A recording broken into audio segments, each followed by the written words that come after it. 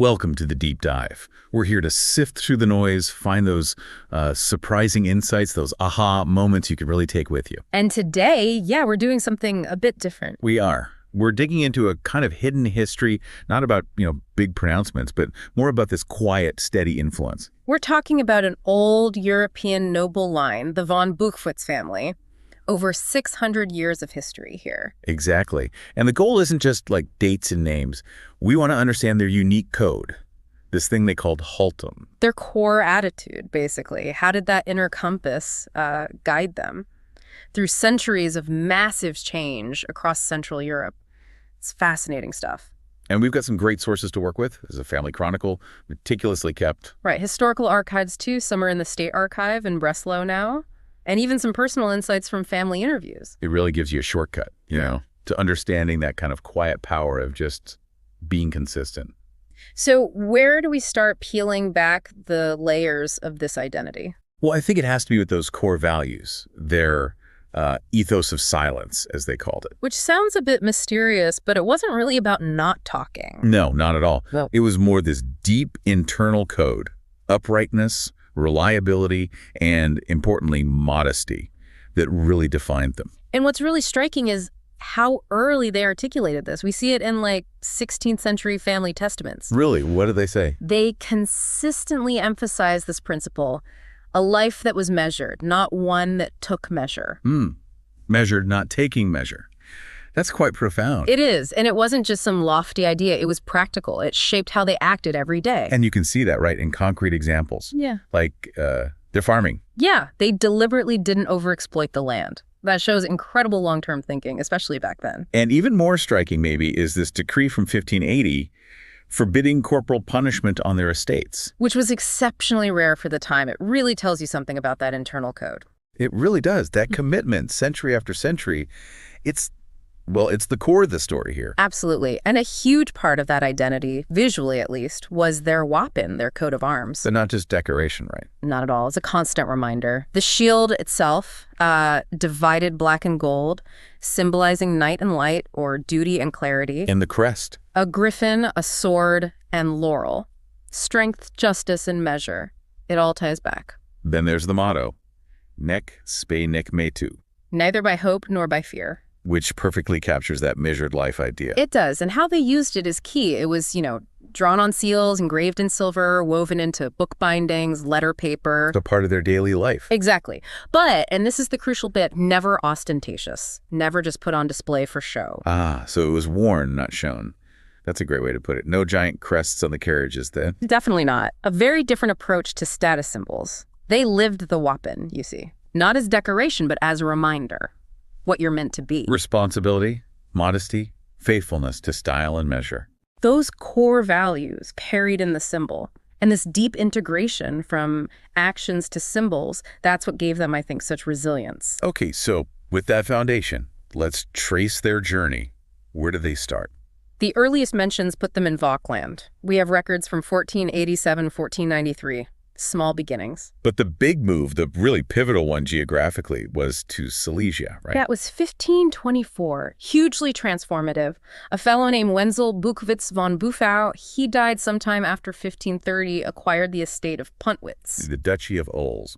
And Pontwitz itself wasn't some grand palace. No, it was a fortified, timber-framed building, strategic, surrounded by farmland. For them, it symbolized duty, responsibility, not just raw power. And it was there at Pontwitz that they started the systematic family archiving. Yes, collecting deeds, notes on estate management, everything. Real foresight, as you said. And there's that entry from 1535 you mentioned. Right. Short and sweet, but telling. Possession was preserved, not glorified. Education was a duty, not a privilege. Wow. That sets the tone, doesn't it? It really does. And this pragmatic foundation set the stage for their steady rise, which you see clearly with Karl von Buchwitz. Lived 1558 to 1652. A long life. And significant for the family. Very. He achieved the rank of Freiherren, like a baron. There's a bit of confusion on the exact date 1577, 1620, 1627 pop up in sources. Record keeping wasn't always perfect. Understandable. Yeah. But he was influential. Oh, yeah. He served as Landeshauptmann, governor of the Principality of Osels, and his marriage helped, too. Who do you marry? A woman from the von Rohrenstein family. They were influential, wealthy, it strengthened their position. And he acquired more land, too. Ski estates, yeah. Ogoslowitz, which stayed in the family right up until 1945, and Wilkow. Now, the really interesting bit about Karl, you said, comes from his war diaries, from the 30 Years' War. Exactly. This is a real aha moment. You'd expect tales of heroism, battles won. Blood. But instead, it's dozens and dozens of notes about grain, quarters for troops, caring for the sick, logistics. Seriously. That's fascinating. It completely flips the script on the noble warrior idea. It does. It speaks volumes about their focus. Function over glory. Pragmatism, always. A powerful illustration. Yeah. And speaking of identity, what about the family name itself? It changed. It evolved, yeah.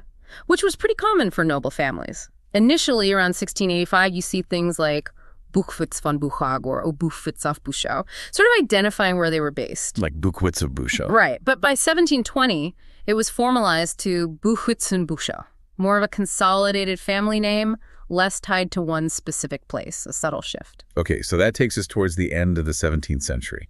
What happens next? Enlightenment era. Right. And we see this strategic expansion continue. In 1685, there's a key marriage. Johann Friedrich von Buchwitz marries the widowed Freifrau Sophia von Buchwitz. And she brought her Saxon estate, Buchau, into the family. Exactly. And this wasn't just acquiring land, it was highly strategic. Also, Well, Buchau was right on major trade routes. It gave them access to court offices in Saxony universities. It opened doors. smart move. And Sophia herself left quite a legacy, didn't she? Not just the land. A huge legacy.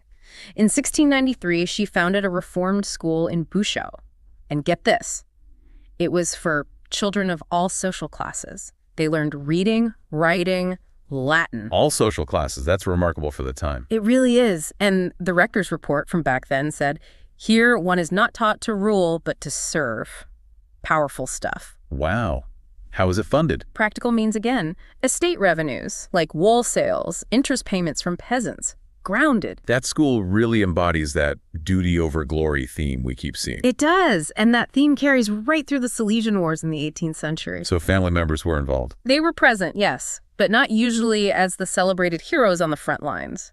More in staff roles, supply, legal advising. Ah, that functions trade you mentioned, commitment to practical duty. Precisely, like Hans Eberhard von Buchwitz, a lieutenant under Frederick the Great. His diaries, full of practicalities, not battlefield boasts. And after the wars. Their focus was reconstruction, getting things working again, not celebrating victories. It's such a consistent thread. Practicality, responsibility. And this focus on intellect and service, it naturally fostered a family interested in cultural pursuits, too. Like Ernst von Buchwitz, Yeah. 1705 to 1778. Yes, a brilliant jurist, a court counselor. He had this massive library, over 5,000 volumes. Impressive. Did he have a motto or principle? He did. The law is the form that life needs. The truth is the content that it seeks. Deep thinker. And this intellectual bent led to patronage as well. Definitely. Joachim Friedrich von Buchwitz lived 1715 to 1788, known patron of arts and sciences, collected rare books, supported scholars. And wasn't he the one who helped Goethe? That's the perhaps most Yeah. famous example, yeah. He helped enable Goethe's famous trip to Italy, supported his work. Incredible. And speaking of Goethe, there's another connection, isn't there? Charlotte von Buchwitz. Ah, yes, in late 18th century Weimar. Goethe himself wrote about her, saying something like, that Charlotte von Buchwitz whose spirit excites me and whose voice remains within me. High praise. But she wasn't like a muse in the romantic sense. No, the sources are clear on that. She was a woman of sharp intellect. She discussed ideas, she read widely, she even composed music. So an active participant in that intellectual scene. Very much so. Frequented those influential salons where ideas were debated, and the family respected her immensely for it. They called her voice, not echo. Voice, not echo. I like that. Shows the respect for strong women in the family, too. Absolutely. Another layer to their complex identity. Okay, so let's move into the more turbulent times, the 19th and 20th centuries. Yeah. How did they navigate all that change? Well, first, after Silesia became part of Prussia, they integrated quite successfully into the Prussian state system. Military service, administration, they adapted. And then came a move to the city. Yeah, later in the 19th century, a significant branch moved to Berlin, driven by practicalities, again, administration, better education for the kids, culture. So a shift towards a more burgerlich or bourgeois lifestyle. In some ways, yes, they had city houses, libraries, music rooms, winter gardens, attended concerts more than hunts, perhaps. But there's always a but with them, it seems. Right. The sources stress they did this without becoming bourgeois. They held on to that aristocratic inner attitude. The halting again. Exactly. Those core values, duty, responsibility, measure, persisted even as the external lifestyle adapted. They changed without losing their essence. That's quite a balancing act. But the 20th century brought terrible conflict. How did that affect them? Immense sacrifices. World War I, Erich von Buchwitz, born 1895, fell at Verdun in 1916, just 20 years old. Tragic. And Werner von Buchwitz served as a captain in World War I, got the Iron Cross First Class. He later became a major general in World War II, lived until 1978. So continued military service. Yes. And Hans von Buchwitz, a captain in World War II, died in a plane crash in Estonia in 1944. The wars took a heavy toll. And then 1945, the end of the war must have been devastating, particularly for their Silesian roots. Utterly devastating. They lost everything in Silesia. The estates held for centuries, like Schloss Boguslavitz, gone, expropriated. And their library. A part of it was tragically burned. A huge loss of history and knowledge. But there's a contrasting detail, isn't there, about Berlin? Yes. Remarkably, their Berlin townhouse survived, along with its furniture, silver, porcelain, all unharmed. Just like. The family narrative, and the sources seem to support it, attributes it less to luck and more to foresight. Clear decisions made earlier.